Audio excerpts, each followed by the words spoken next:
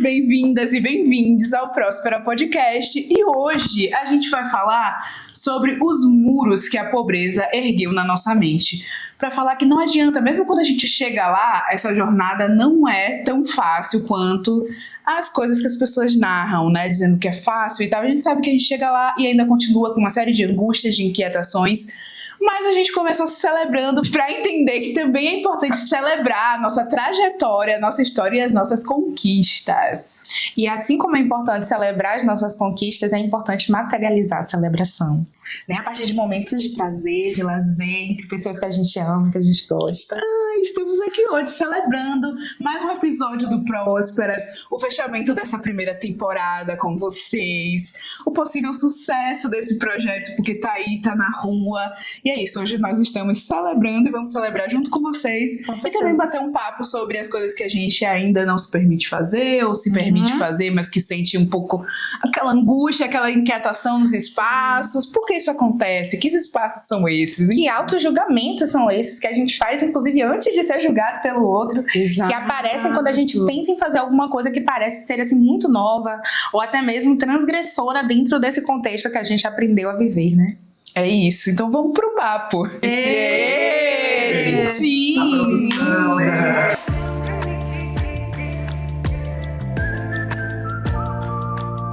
Amiga, você reconhece assim um hábito, um comportamento que você teve que deixar para trás nesse momento transicional entre o lugar onde você estava socioeconomicamente e as suas metas, as suas ambições e o que você conseguiu construir até aqui? Nossa, é uma lista, é bem extenso isso. Eu acho que desde o início, assim, quando você cresce numa realidade assim de pobreza, de escassez, você e sua família já tem um certo projeto de vida, um planejamento diferenciado, você já de certa forma, é o que chamam de criado na redoma. Você, no meu caso, eu até conseguia, brincar e frequentar os mesmos ambientes dos meus amigos da rua, que tinha os amigos da rua e os amigos da escola. Dos meus amigos da rua, mas assim, sempre num lugar de eu ia ter que ir pra casa mais cedo, a forma como eu me vestia, a forma como eu me comportava, os meus pais evitavam muito de xingar em casa, então a linguagem que era usada com a gente já era uma linguagem diferente. Eu lembro que a primeira vez que eu vi meu pai xingando foi no bar, né, que meu pai, trabalhava durante o dia e ele mantinha um bar à noite, assim, pra complementar a renda. E a primeira vez que eu vi ele xingando foi lá no bar. E foi não, porra! Também aí você... E não era nem um xingamento agressivo, mas aquilo foi tão, sei lá, impactante pra mim. Eu falei, meu Deus, meu pai tá xingando. Sim. Então tudo isso... Não que as pessoas ao meu redor não xingassem. Ou não vivessem conflito, algo do tipo. Mas na minha família era algo que não era tolerado, assim. Era algo que era sempre... meio que, não era punido, mas era evitado, essas exacerbações, esses conflitos muito grandes, barracos e coisas assim. Então, isso eu já percebo que já era um movimento de diferenciação em termos de classe. Porque por mais que a gente estivesse no mesmo ambiente, é como se a gente fosse destacado do restante das pessoas. Então, a gente já era um pouco mais polido, já era exigido da gente uma educação, um jeito de se portar, porque aquele jeito, de certa forma, ia garantir que a gente fosse considerada meninos educados, meninos direitos, meninos de boa índole, e aquilo ia garantir que a gente tivesse alguns acessos. Sim. Eu acho interessante a sua resposta, porque parece que essa imagem moral, ela vem antes da materialização das decisões. Sim, com certeza. Antes do acesso, inclusive. Antes do acesso. É preciso que eu me pareça diferente para que eu possa acessar esse lugar diferente. E eu só consigo te dar essa resposta porque eu já fui levada a essa reflexão pelo meu trabalho e pelos cursos e tal, mas entendendo o que é e quando começa a jornada de ascensão, né? Ela não é a partir somente do momento que você começa a fazer dinheiro ou a ser um sujeito economicamente ativo. Isso já começa muito antes, assim. Sim. De tudo a tudo. Eu lembro que quando eu comecei a sofrer assédio na rua, muito cedo, inclusive, o meu pai, ele sempre teve uma postura E hoje, só hoje eu entendo a postura do meu pai. O meu pai sempre teve uma postura muito pacífica, até demais diante dos conflitos. E só hoje eu entendo que não era permitido para ele, um homem negro que objetivava outras coisas, ter reações muito, sabe, ter reações mais exacerbadas de ebulição, de raiva, de ódio, expressar o sentimento de fato que ele estava sentindo. Exato. Eu sinto que esse ponto, né, de expressar o sentimento, a doutrinação para o silenciamento da expressão das nossas emoções, sinto que ele faz parte desse processo moral da construção da imagem dessa pessoa que vai estar num outro lugar dessa história familiar. Uhum. E enquanto você falava, eu ficava aqui me lembrando, né, de situações que eu vivenciei e de situações que até meu núcleo familiar me proporcionou de entendimento de mim como uma pessoa assim, você não é todo mundo. Exato. Você não vai fazer isso. Não, você vai precisar fazer isso aqui. Ordenamentos, né? Assim, condutas, com o objetivo de que você não tenha a mesma sina, mesmo destino. Exato. Que as pessoas daquele núcleo mesmo. Meu pai falava muito sobre isso. Quem começa cedo termina cedo. Cuidado pra, tipo, não voltar com o diploma no diploma no braço, que é, tipo, pra não ter filho na adolescência, por exemplo. Essa era uma realidade que permeava a juventude da minha época. Uhum. Eu, por exemplo, brincava de escolinha, né, porque ainda tinha isso, tipo, quem tinha mais acesso à educação, a gente brincava de escolinha. Então eu ensinava as meninas do bairro, as meninas de baixa renda também, mas que não tinham essa diferenciação que eu tinha, sabe? Eu acho que é essa redoma, né, que falam, mas eu não gosto muito de usar esse termo, porque eu encontrei outras pessoas também ao longo do meu processo de acesso à educação superior e tal, muito por conta das políticas públicas, né? Uhum. E eu encontrei outras pessoas que tiveram a mesma criação que eu. Então eu percebi que aquilo era uma postura e um projeto de famílias negras, sabe? As meninas que estavam acessando a universidade através de políticas públicas não eram todas as meninas negras, não eram qualquer meninas negras, ou não eram a maioria das meninas negras. Eram meninas negras que que foram criadas muitas vezes dessa forma, sendo ditas que você não é todo mundo, sendo destacadas do contexto geral, eu acho. Eu não sei, acho que isso pode estar soando muito delusional, mas eu acho que as pessoas vão entender o que é isso, sabe? Quem passou por essa realidade vai entender. A gente era brecada desde muito cedo, tanto no sentido de viver a sexualidade, de viver outras experiências. Sim, porque o foco era dar certo. Porque o foco era dar certo. O foco era dar certo. Não tem... Rita Batista falou isso, né? Eu fui criada pra dar certo. Eu fui criada pra dar certo. Eu também. E eu acho importante a gente trazer isso porque você acabou de contar o que na cabeça de muitas famílias, né, é dar errado. O que é dar errado? É não cumprir uma meta, é não cumprir uma expectativa. E eu sinto que, em alguma medida, isso nos impulsiona a tomar boas decisões de autopreservação, de autocuidado. Sim. Uma educação voltada para, inclusive, romper aquela barreira, né, de crença mesmo, de até onde eu consigo ir. Quais são os lugares que são pra mim? Foi, inclusive, o que me fez me levantar em muitas situações de abuso que eu vivi, já na vida adulta, na faculdade e tal, e de relações abusivas, justamente por enxergar que não é essa forma que eu fui tratada na minha casa. Não é assim que eu estou acostumada a ser tratada, não é assim que eu estou acostumada a ser vista. Sim. Então, por que eu estou me submetendo a esse tipo de situação? Não no sentido de que as pessoas, tudo tem uma escolha no final, né? Então, isso me possibilitou entender, tipo, por que eu continuo aqui? Por que eu continuo nutrindo essa relação? Uhum. E ter essa perspectiva me ajudava a sair, talvez, mais rápido desses ciclos de abuso do que outras pessoas que não tiveram essa estrutura familiar também. Então, isso da autopreservação que você fala é muito real. Tá, mas tem uma outra face dessa história que a gente precisa conversar, que é assim, é uma estrutura que ao mesmo tempo te educa, te ensina, coloca limites, faz você sustentar alguns valores, mas ela também reprime muitos desejos. Demais. É uma estrutura que ela em alguma medida faz com que você entenda que o seu sentimento pode não ser tão importante assim quanto um sentimento coletivo. E essa é uma questão que nós precisamos trabalhar sempre, porque quando nós chegamos nesse momento da vida adulta e de assumir os nossos BOs, as nossas questões, as nossas vidas financeiras, a gente entra em conflito com essas emoções e inclusive com a forma que nós escolhemos comunicá-las. né? Então, quando a gente vem aqui conversar sobre esses muros, a gente está falando de um lugar de validação do sentir.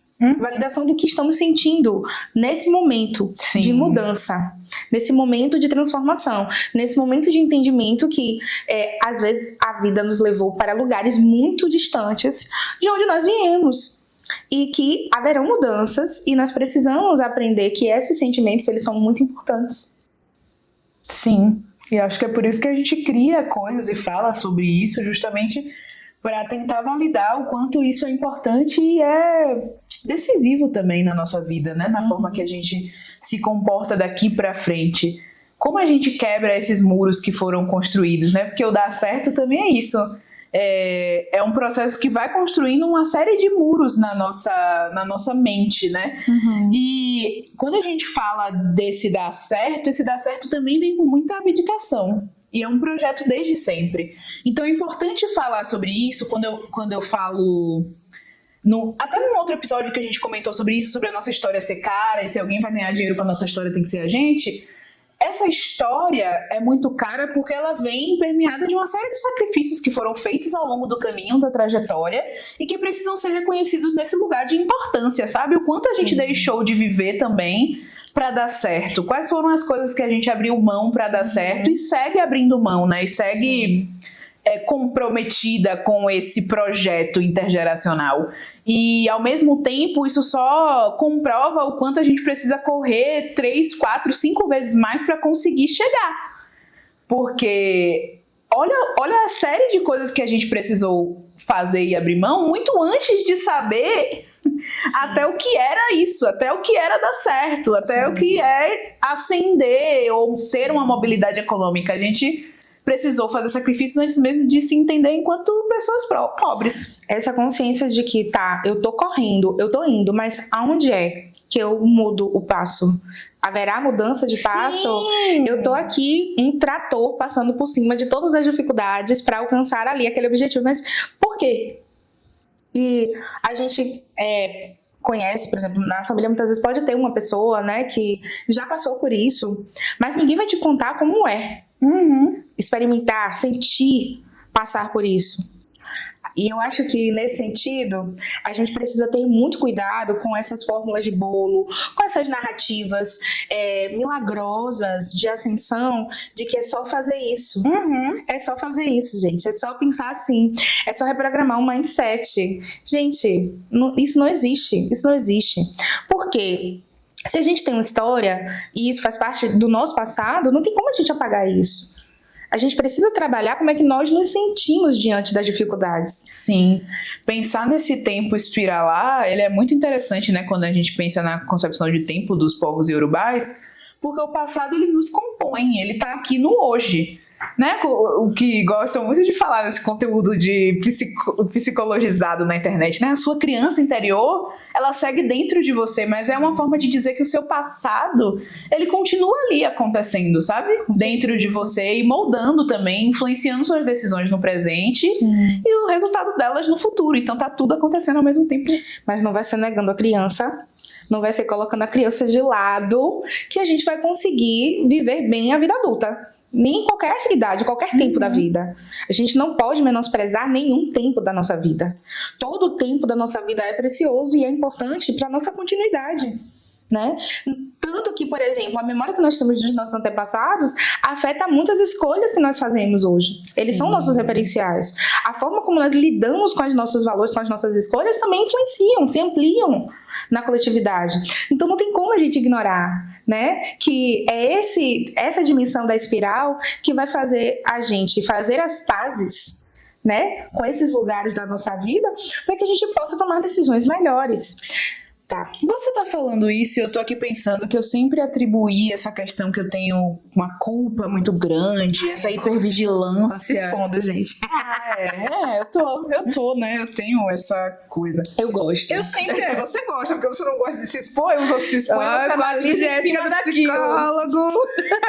Eu já me expus, agora eu vou ficar escutando.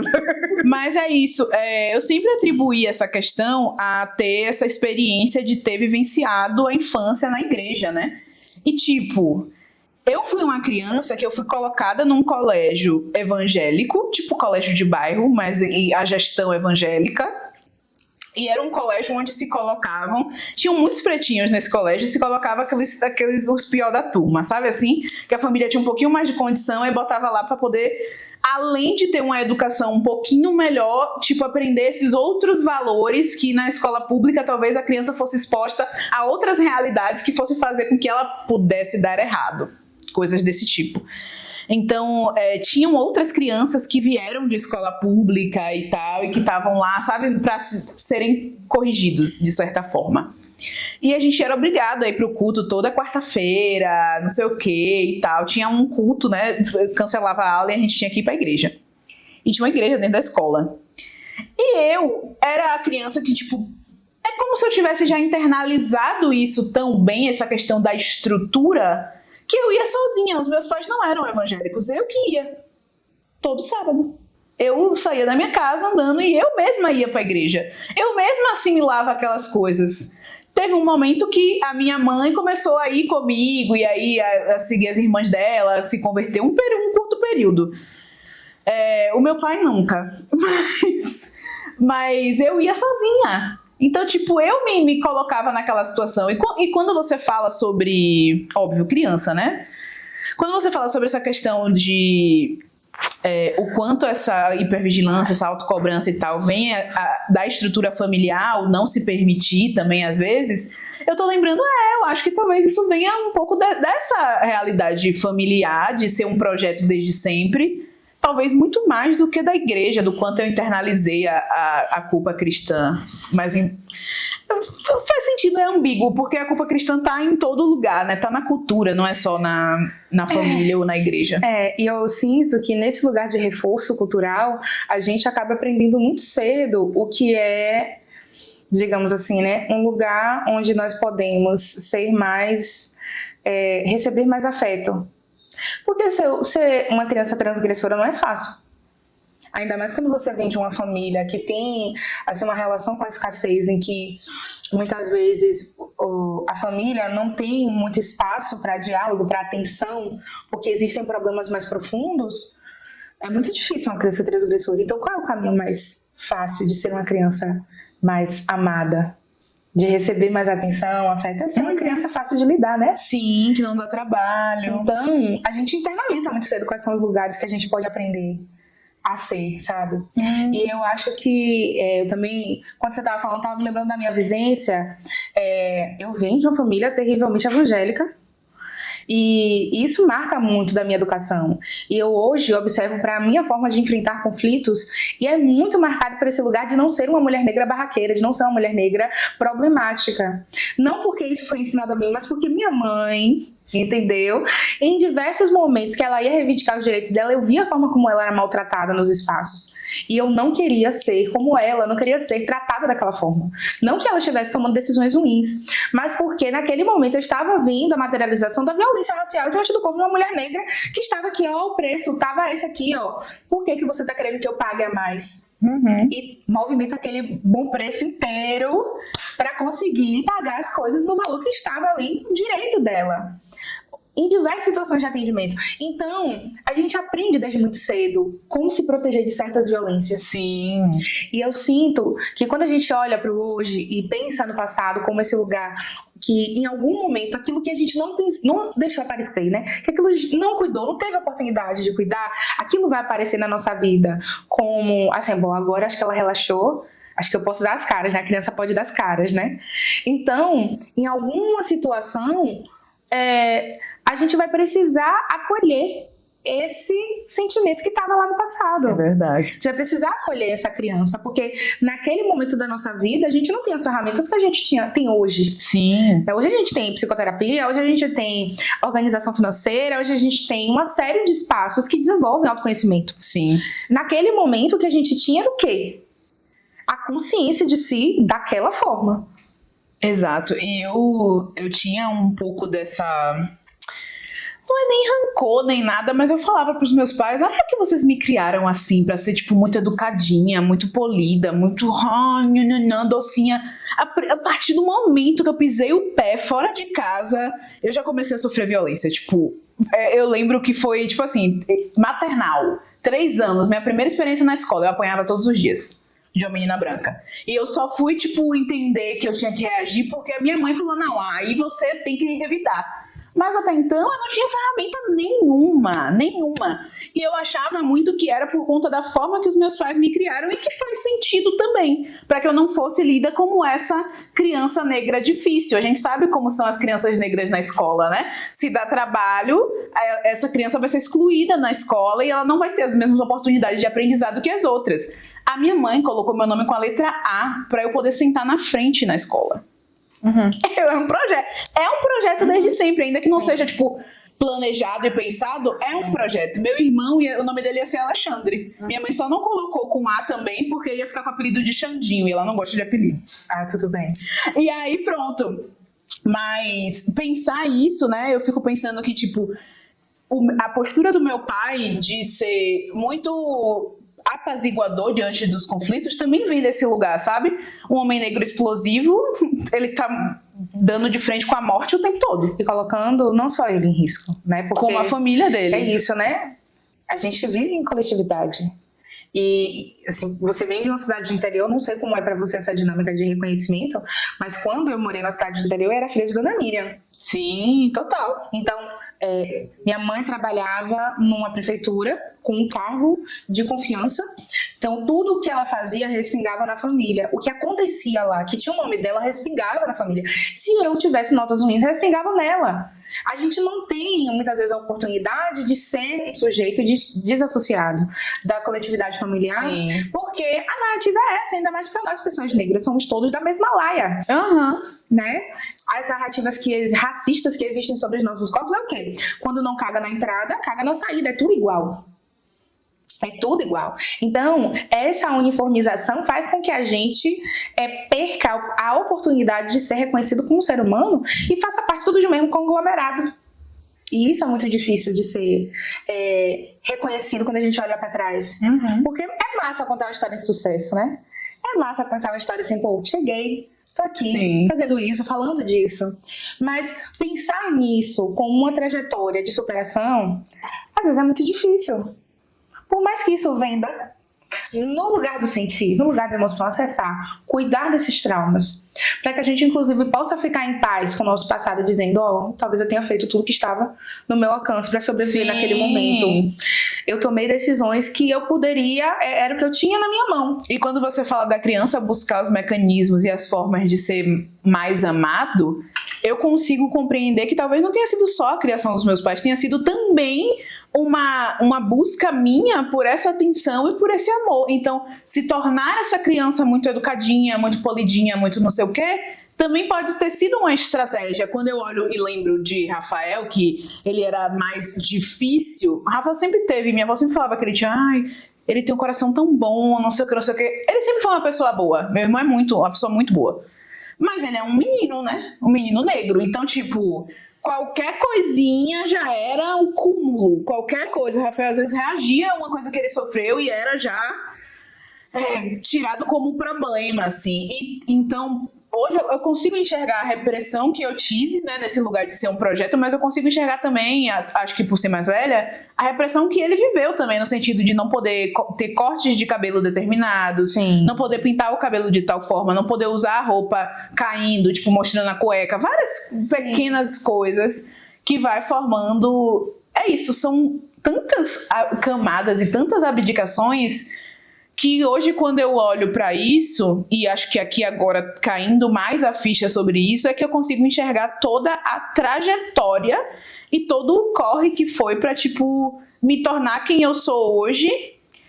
E eu reconhecer pra mim mesma e também pras pessoas que estão ouvindo que, velho, essa trajetória conta, sabe? Não é só aquilo que tá no seu currículo de, tipo, fez inglês, fez um intercâmbio, fez isso, fez aquilo. Beleza, os filhos da classe média fizeram tudo isso. Mas olha quantos sacrifícios a gente fez ao longo da vida pra chegar, acho que não digo nem que no mesmo lugar, mas para chegar perto de onde eles estão hoje. E aí eu acho que tem um processo que é importante da gente entender que, assim, existem validações que as coletividades não irão dar para nós de presente.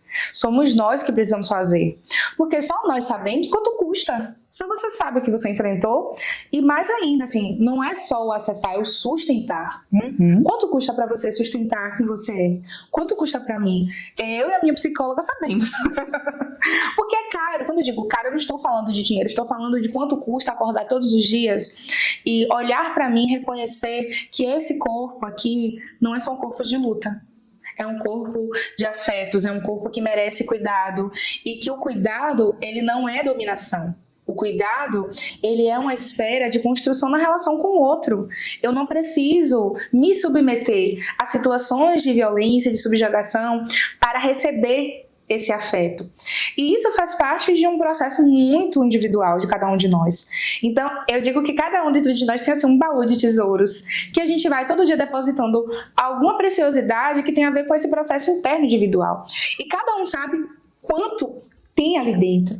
Porque por mais que a gente consiga alcançar financeiramente esses lugares que nós tanto almejamos, o preço dessa travessia só nós sabemos. É isso. E com essa a gente finaliza o nosso papo relembrando a importância de comemorar as nossas conquistas, porque só a gente sabe de todos os sacrifícios que foram feitos ao longo da jornada e só a gente pode se autorizar. Esse reconhecimento só vai vir de dentro, gente. Ele não vai vir. A gente tá falando pro Pipi, né? Beba, porque senão já sabe, né, amiga? Pronto. A gente tá falando de uma sociedade que foi toda formatada para que a gente tivesse que fazer esses sacrifícios mesmo antes de saber o que a gente vai receber em troca. Isso. Então a gente está falando também de uma sociedade que não reconhece esses sacrifícios. Se reconhecesse, a gente estaria sempre no topo, né? Porque quem trabalha mais que a gente? Quem se sacrifica? Quem faz mais? Se a meritocracia de fato fosse real? Sim, a gente estaria lá milionária. Então esse reconhecimento, de certa forma, isso foi uma coisa que eu aprendi a duras penas, e eu acho que ainda não tá também estratificado, ele tem que vir de dentro. Eu que tenho que reconhecer o quanto meu trabalho é bom, eu que tenho que saber o quanto meu trabalho vale, o quanto meu trabalho custa, o quanto eu cobro por ele, e o quanto eu tenho que ficar confortável pelo quanto eu cobro pelo meu trabalho, sabe? O nome disso é autovaloração, né? E isso é muito importante porque isso fala de um autorreconhecimento, e essa é uma ferramenta assim, preciosa no nosso entendimento, inclusive na dinâmica racial, de onde nós estamos dentro da sociedade. Porque é essa autovaloração que vai, como você falou, né?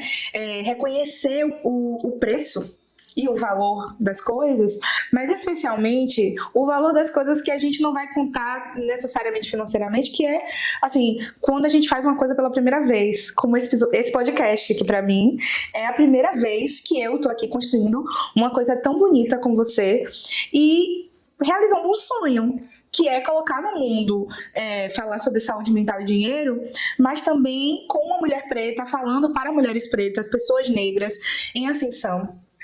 E especialmente falando de uma subjetividade que a gente precisa cada vez mais acolher.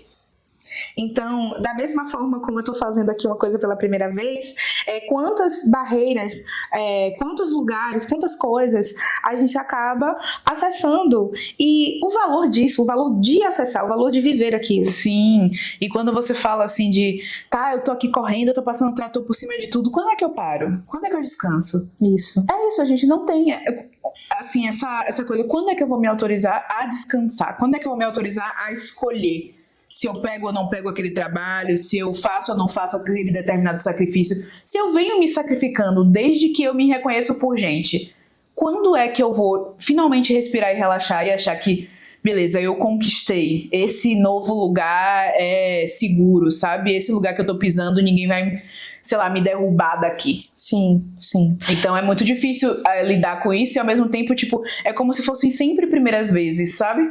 É como se fosse sempre a primeira vez.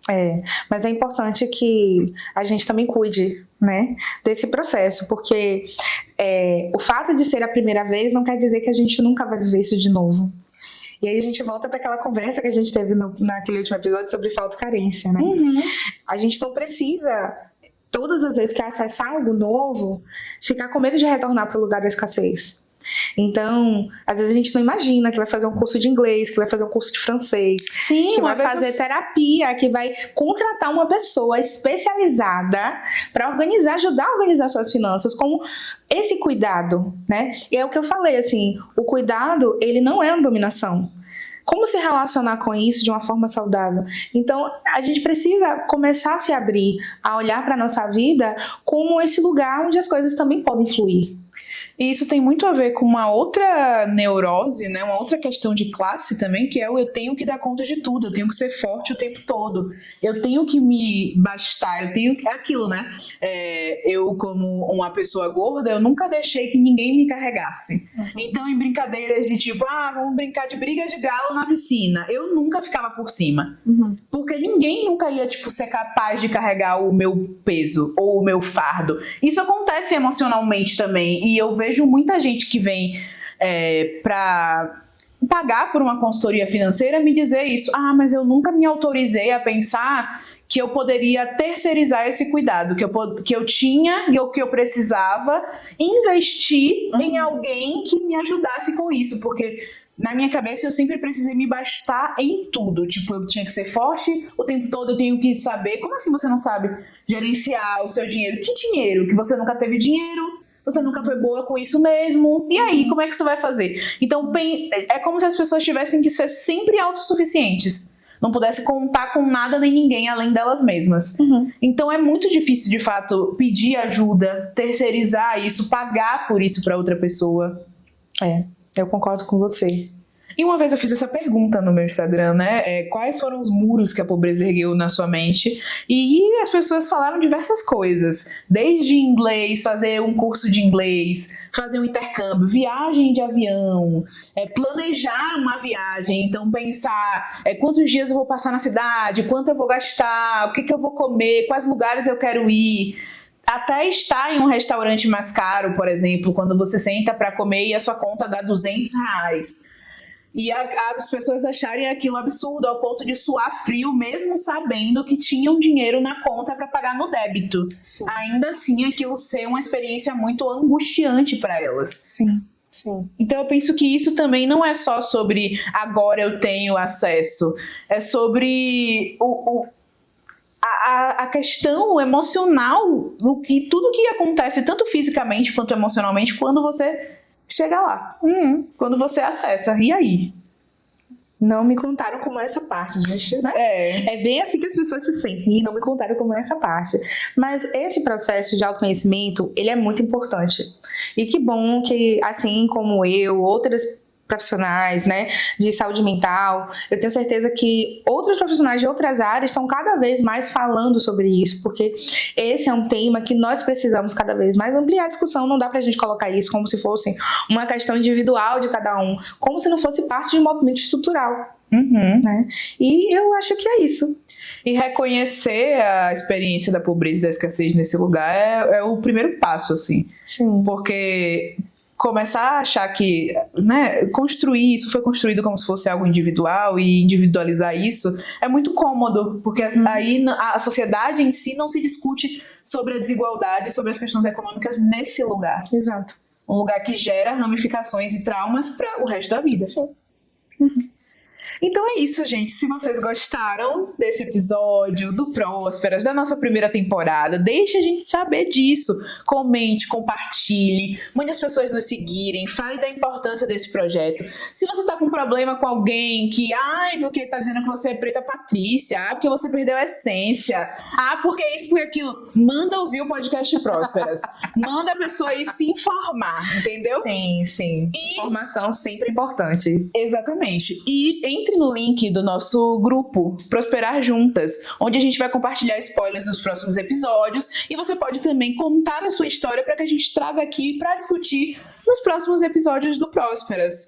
E se vocês fizerem muito barulho, deixarem a gente saber que vocês gostam do nosso trabalho, a gente vai organizar para trazer uma segunda temporada bem provocativa para vocês, bem quente. É isso, um beijo e um brinde. Um brinde a nós. A nós, até o próximo episódio. Até.